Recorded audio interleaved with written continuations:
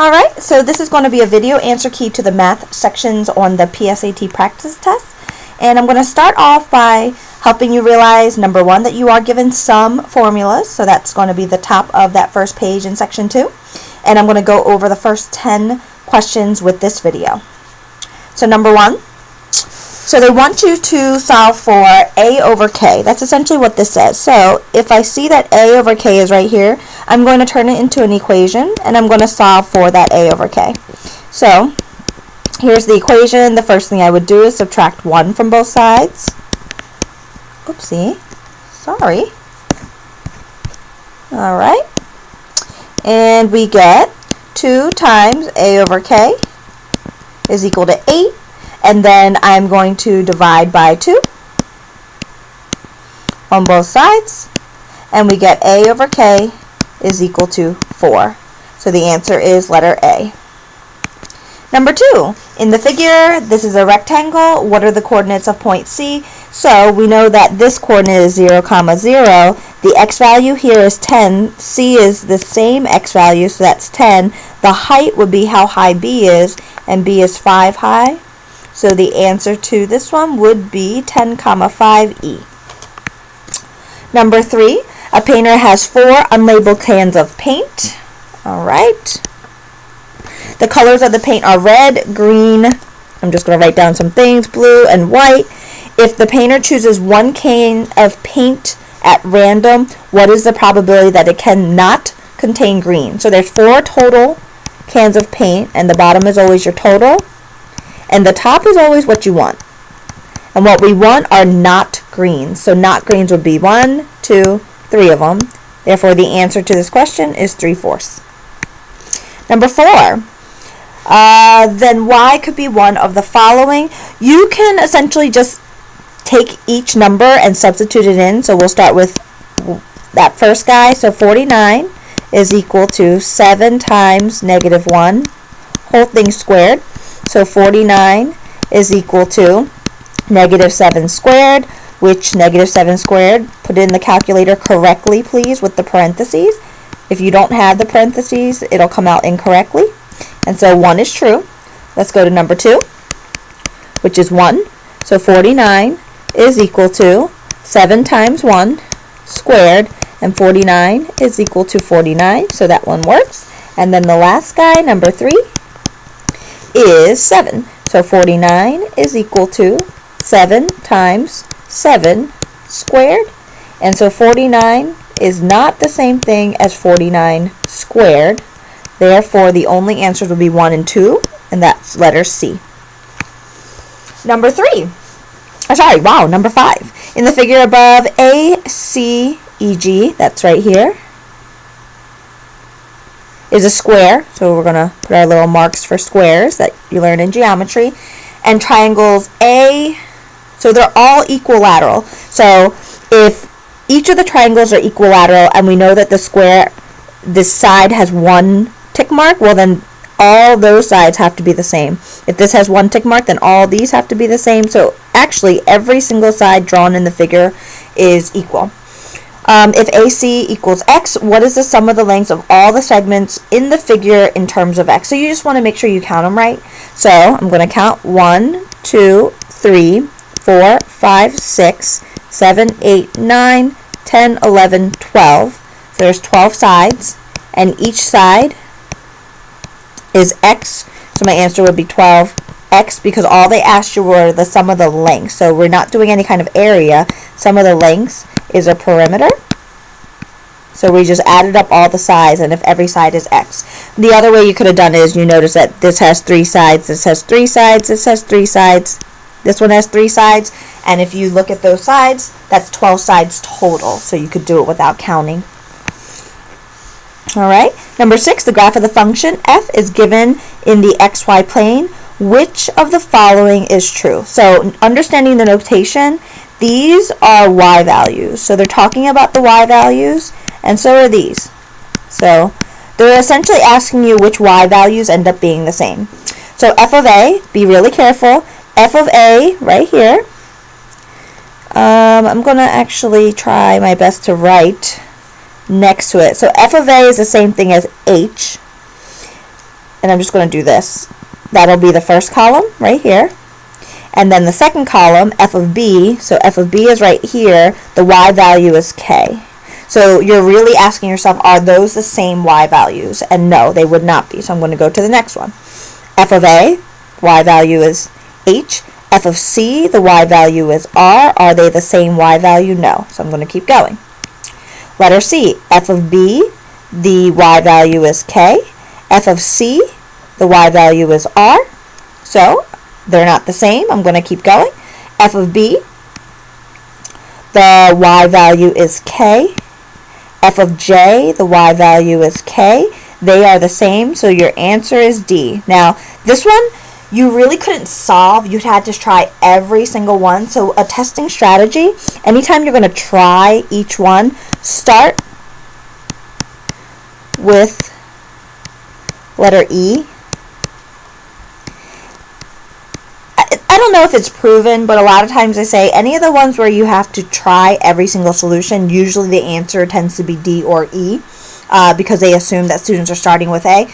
I would think by now they've caught on to that, but in case they haven't, you may want to try starting with E. Notice we would have only had to do 2 of them for this particular problem.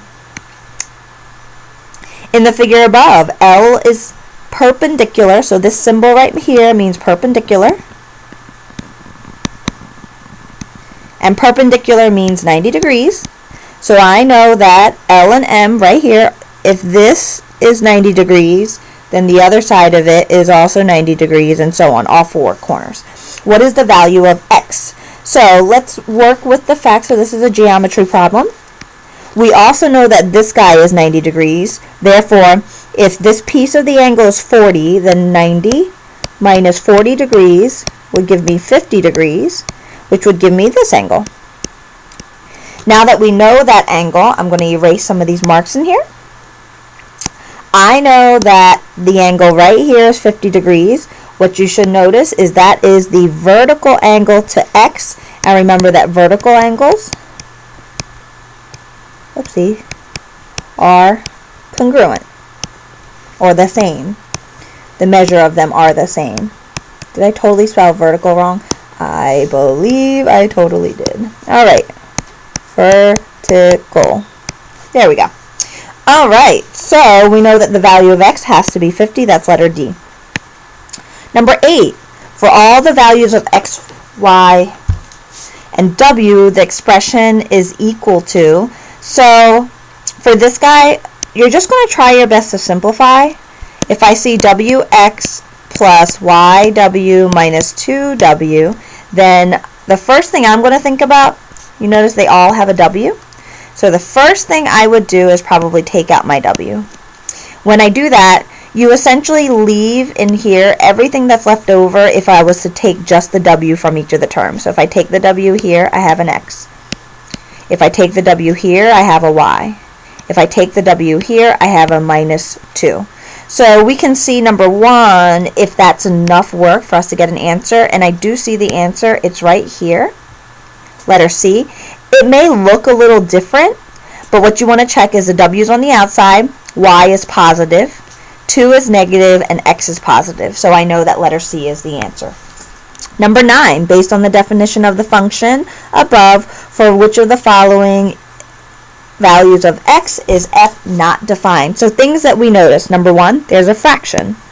Anytime there's a fraction, we're not allowed to have 0 in the denominator.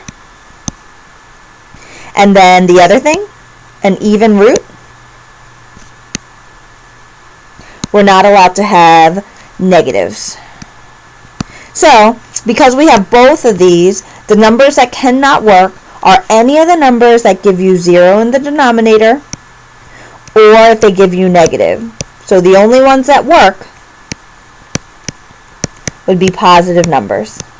So there's 2 different ways that you can do this. You can sit here and substitute in every single number, or you can solve for the domain. So if I'll start with number 1, substituting in, and I want to make sure you know that you're looking for the one that doesn't work. For which of the following values of X is it not defined? So when you substitute in negative 2, right here, I get 1 over the square root of negative 2 plus 2. And luckily, we actually get the answer. We're not allowed to have 0 in the denominator, so this is the one that does not work. All the other values, if you substitute them in, they will work. Last one, number 10. The table above shows the prices for 2 kinds of apples. Miss Jones bought, well, this is going to be some kind of equation here. Miss Jones bought twice as many red apples as green apples. So, twice as many reds. So there's more reds. So if you take the green apples and you were to multiply them by 2, you're going to double the greens, and that's why they'll equal the reds, because you have more reds. Most people always have a problem with this because they see the twice and then red. You'll see this happen all the time. And the reason why that happens is because the word twice comes right close to the word red. And the reason why that doesn't work is use a number. So consider your red apples. Let's say there's 10 red apples. You're telling me now with your equation that there's 20 green apples. Well, if you read it one more time, Miss Jones bought twice as many red apples as green apples. There should be more red apples. So I'm going to show you that this is not the equation we're supposed to write. So there's my equation. If she spent $7.65 on these apples, how many green apples did she buy? So I know that if I take the 25 cents, multiply that by the red apples, plus the 35 cents, and multiply that by the green apples, that should give her the total of $7.65. So the next piece is, I have 2 variables, so I'm going to actually use this right here and substitute it in. How do I do that?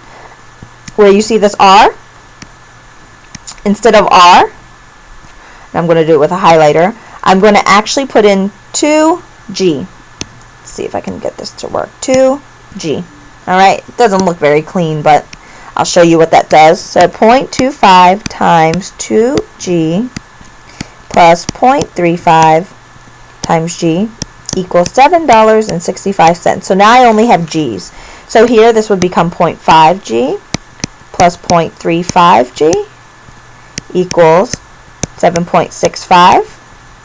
0.85G equals 7.65.